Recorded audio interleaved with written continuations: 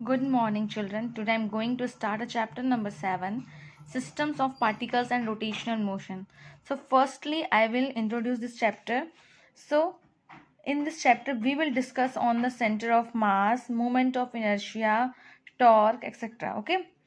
So, first question is define center of mass.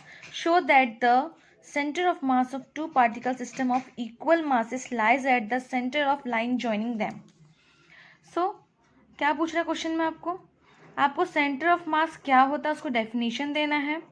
उसके बाद ये पूछ रहा है आपसे show that the centre of mass of two particle system.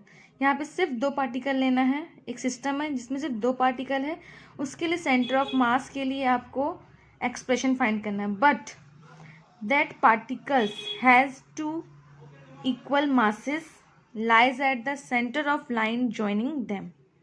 This is a condition. So what do you understand by center of mass? The center of mass of a system of particles is a fixed point at which the whole masses of system may be supposed to be concentrated for describing its translatory motion when an external force is applied to the system. This point moves in the same way as a single particle of mass equal to that of the system would move when acted upon by the same external force. ये क्या बोल रहा है? जब भी हम किसी system में फोर्स अप्लाई करते हैं तो वो ऑब्जेक्ट मूव करती है, मोशन करती है, उसके साथ जितने पार्टिकल उसमें होते हैं सिस्टम में, because every system is made up by smallest particle and every particle has a their own masses. Okay, जो भी सिस्टम मोशन करते हैं उसके साथ उसके पार्टिकल भी मोशन करते हैं। उस कंडीशन में पूरे पार्टिकल जो सिस्टम का शेप लेके रखे हैं मोशन कर रहे हैं, उस कंडीशन में पूरे पार्टिकल्स का मास एक सेंटर पॉइंट पे कंसंट्रेट होता है। That concentration of mass of all points at the centre that is known as centre of mass. तो उस पॉइंट पे जहाँ पे पूरे पार्टिकल्स का मास कंसंट्रेट है that is called centre of mass. Okay, जिस तरफ सिस्टम मोशन करेगा उसी डायरेक्शन में वो पूरे पार्टिकल्स मूव करते हैं। Now we will derive the expression for that. So firstly center of mass of two particle system, तो हम एक सिस्टम को अज्यूम करेंगे जिसमें दो पार्टिकल लेंगे और सिस्टम 2D होगा। तो एक्स एक्सिस वाई एक्सिस, इससे एक प्लेन बन रहा है X Y plane. Here we will consider two particles P1 and P2 of mass M1 of mass M2. Okay, let R1 is the position vector with respect to origin and R2 is the second position vector of P2 from the origin. Okay, so the position vector for center of mass we will consider at C. आपको condition में क्या बोला है? दो particle लेने हैं, दोनों particle को हम ज्वाइन कर देंगे, उसके बीच में सेंटर ऑफ मास लाई कर रहा है। ठीक है, कंडीशन देख लो। Two particle system of equal masses lies at the centre of the line joining them. इन दोनों को ज्वाइन कर देंगे जस्ट मिड पॉइंट पे एक सी लेंगे that is called centre of mass and position vector of the centre of mass with respect to origin is RCM. CM means centre of mass. The position vector RCM of the centre of mass C of the two particle system is given by this formula. आप पढ़ चुके coordinate geometry से M1 x1 plus M2 x2 upon M1 plus M2. तो कैसे याद कर सकते हैं इसको? Position vector for centre of mass is equal to M1 R1 plus M2 R2 upon M1 plus M2. अब आपको क्वेश्चन में क्या बोला? Thus the position vector of a system of particles is the weighted average of the position vector of the particle making the system, each particle making a contribution proportional to its mass. क्या बोल रहे हैं कि centre of मास का जो position vector होता है वो एवरेज वेट होता है हर एक पार्टिकल के पोजीशन वेक्टर और उसके मास के. ठीक है, करते हैं अब कंडीशन क्या था? दोनों का मास इक्वल है. सो M1 इक्वल टू M2, तो यहाँ पे क्या हो जाएगा? RCM is equal to R1 plus R2 upon 2. Hence the centre of mass two equal masses lies exactly at the centre of the line joining the two masses. Cartesian form आपको पता ही है. Cartesian form में क्या होगा? RCM के लिए x की value होगी और वाई की वैल्यू होगी, एक्स एक्सिस के लिए और वाई एक्सिस के लिए. तो यहाँ पे हम एक्स एक्सिस के लिए XCM लिखेंगे और वाई एक्सिस के लिए YCM. कोऑर्डिनेट ज्योमेट्री वाला फॉर्मूला अप्लाई कर देते हैं. अब क्वेश्चन है what is the difference between centre of mass and centre of gravity.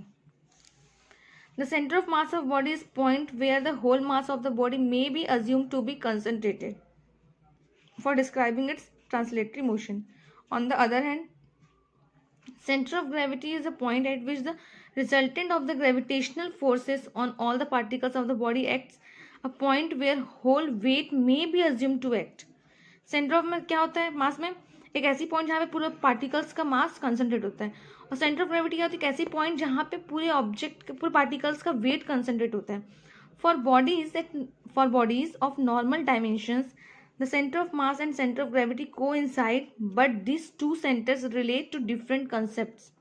ये कोइंसाइड कर सकते, दोनों पॉइंट कोइंसाइड कर सकते हैं, बट दोनों कंसेप्ट अलग हो सकते हैं. Even if the world were devoid of gravitational force, the center of mass would still have a meaning. ठीक है.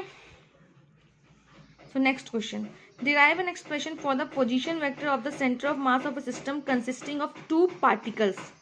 ध्यान रखें क्या बोल रहा है आपको, एक एक्सप्रेशन फाइंड करना है पोजीशन वेक्टर के लिए, सेंटर ऑफ मास के पोजीशन वेक्टर के लिए आपको एक एक्सप्रेशन फाइंड करना है. ठीक है, लेकिन उसमें दो पार्टिकल हम कंसिडर करेंगे.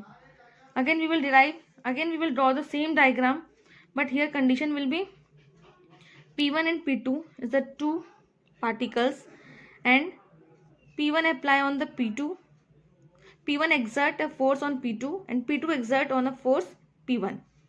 So this is on the opposite direction, F1 2 F2 1. Okay, this force F12 is exerted by P1 on P2, F21 is exerted by P2 on P1. So this both forces are in opposite direction.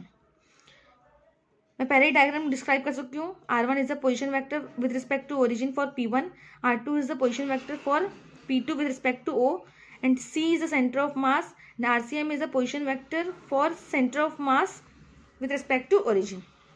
Here object is in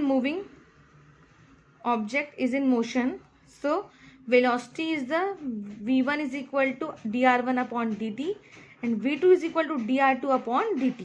ये आपको पता है. and acceleration is dv1 upon dt and a2 is the dv2 upon dt. So now we will put the value of v1, so it will be d square r1 upon dt square and a2 is equal to d square r2 upon dt square. अब इसमें ये है कि यहाँ पे total force P1 में कितना लग रहा है. हमने एक सिस्टम पे फोर्स अप्लाई किया, ठीक है, तो हमने एक्सटर्नल फोर्स अप्लाई किया किस पे, सिस्टम पे. तो यहाँ अंदर सिस्टम के अंदर दो पार्टिकल थे P1 एंड P2. तो P2 जो था P1 पे फोर्स अप्लाई कर रहा था और एक हम एक्सटर्नल फोर्स लगा रहे हैं. तो here two forces are act on P1. So total force F1 is equal to internal force exerted by P2 on P1 plus external force जो हमने अप्लाई किया.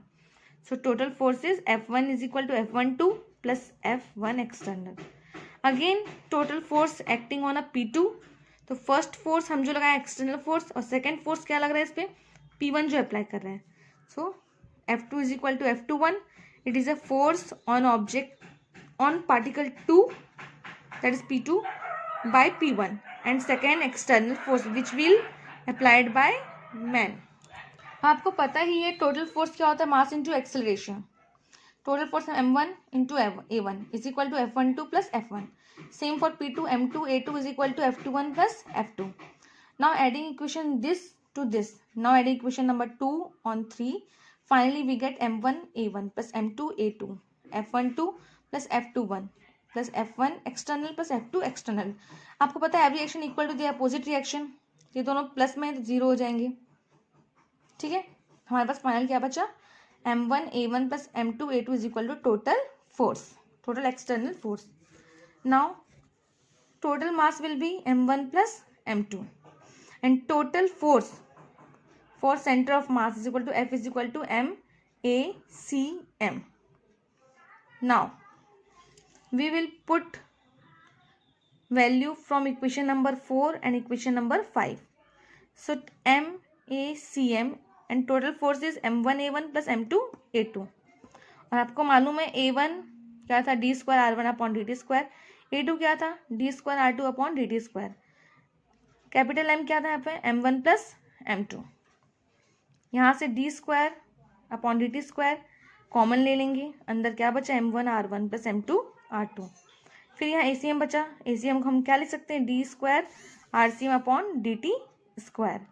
D square upon dt square cancel हो जाएगा। Finally हमारे पास expression क्या बचा है, RCM is equal to m1 r1 plus m2 r2 upon m1 plus m2। जो हमने यहाँ लिखा था स्टार्टिंग में, वो एक्सप्रेशन कहाँ से आएगा, यहाँ से। Is that clear children? Now this topic is the last for today. This equation defines the position of the center of mass of a system of two particles of masses m1 and m2 and having position vector r1 and r2. So this is the final expression for center of mass of two particle of system. Okay, thank you very much and have a nice day.